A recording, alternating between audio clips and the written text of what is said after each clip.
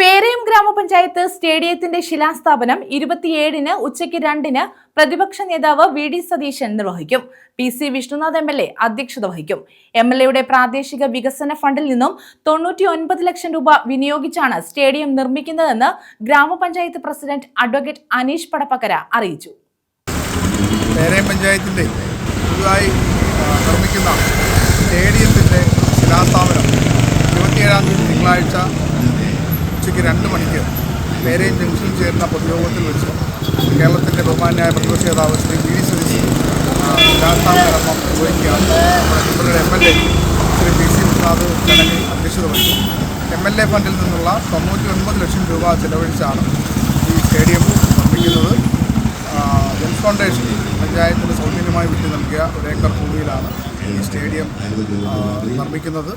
തീർച്ചയായും പേരയത്തിന് മാത്രമല്ല, കുണ്ട്രയിലെ തന്നെ ആകെ കായിക പ്രേമികൾക്കും ചെറുപ്പക്കാർക്കും സ്റ്റേഡിയം വളരെ പ്രയോജനപ്രദമാകുമെന്നാണ് ഞങ്ങൾ വിശ്വസിക്കുന്നത്.